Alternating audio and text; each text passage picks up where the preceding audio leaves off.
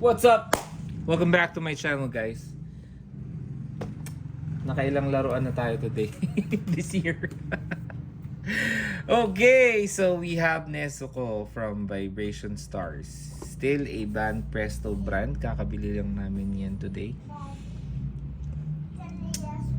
Ayan. So, merong anime convention sa Ayala, Manila Bay today. So, we visited. And si Wifey, matagal lang gusto ng Nezuko.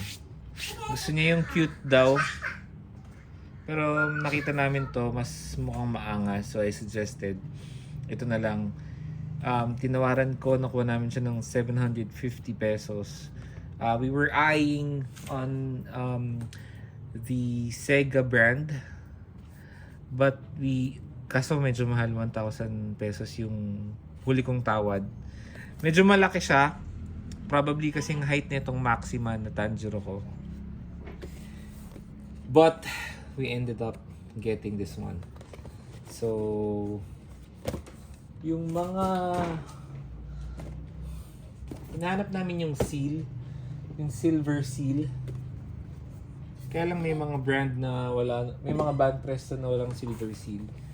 So we just trusted yung seller na original yung binigay. Ayan. Pag dito original or may damage to, kukulangin namin sila. Charot. Ayan. So, this one, we are unboxing it now. Dalawa pala yung nakapaw.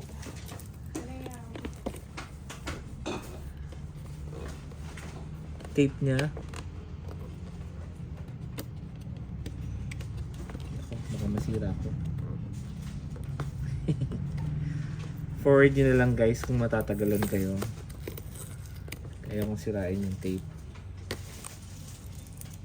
Yung box ko ng Naruto Hokage ay hindi ko na mahagilap.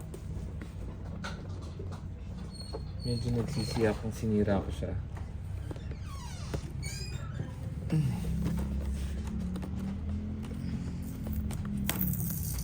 Yan, buti hindi na chip off yung paint. Sorry, medyo magalaw. Yun. So, first, this is the box. Pakita ko muna. Demon mode ni Nezuko.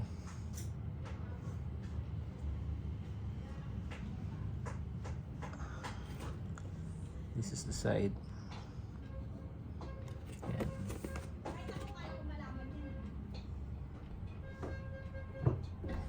Yung ganda. Ganda.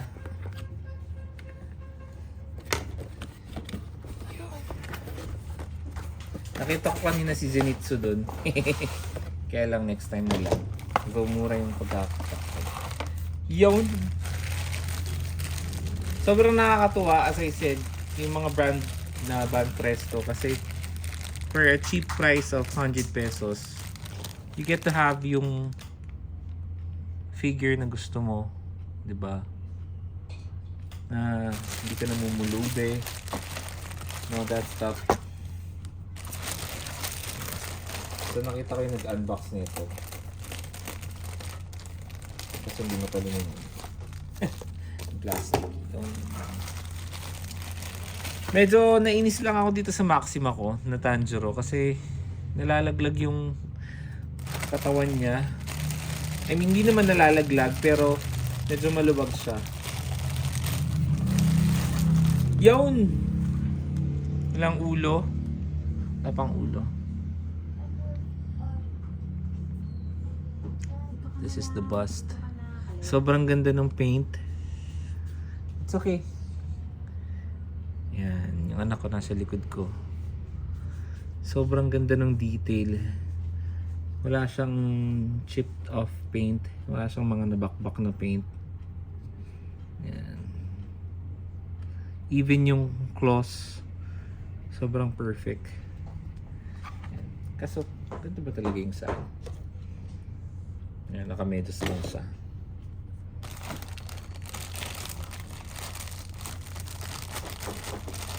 Kasi ito yung ulo. Yung ang ganda ng part na nagagalaw to. Yan.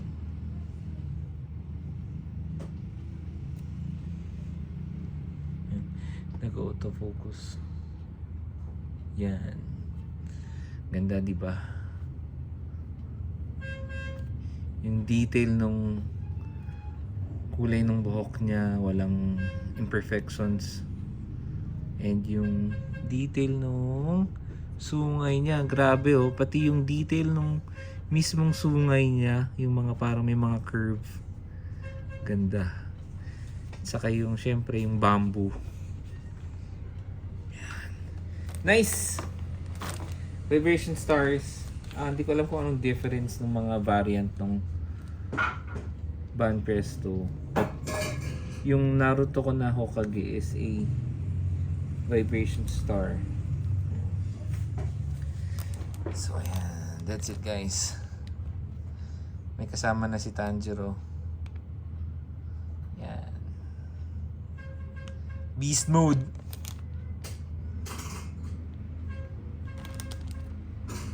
Sobrang nice, sobrang ganda. For 750 pesos, yan. Meron ka ng Nezuko. Diba? Oh.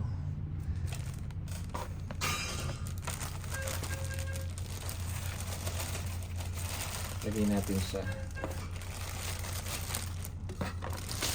sa kanyang stand. Yan. Saka yung mga original na Band Presto, malalaki yung base niya. Talagang it will hold the figure itself. Kahit gano'n pa kalaki yan. Or gano'n kabigat. Oopsie.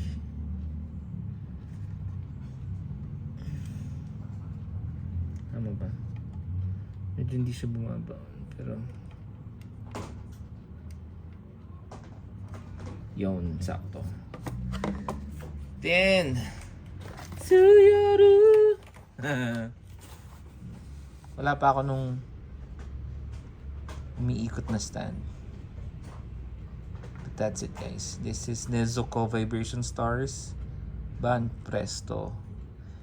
If you're looking for this item, if nag-iisip ka kung kukunin mo to, don't hesitate guys. This is worth it. Sana lang makuha mo siya ng around 750 or less. Yan, ganyan siya kalaki. So 5 inches, 5.1 inches siya.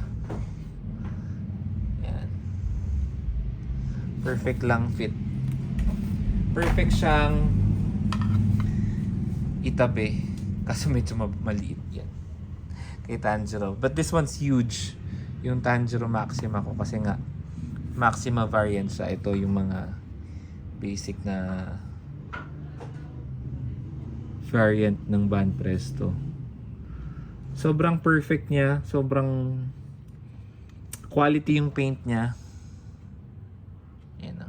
Close up. Wala akong nakikitang mga nabakbak na pintura or something. Sana lang may manufacturer somewhere na nakakapaggawa ng glass house ng mga ganito for your collection. Ayan, pati yung kimono niya, sobrang detailed. Demon version, Nezuko. Nice one. That's it for today guys. Thank you for watching.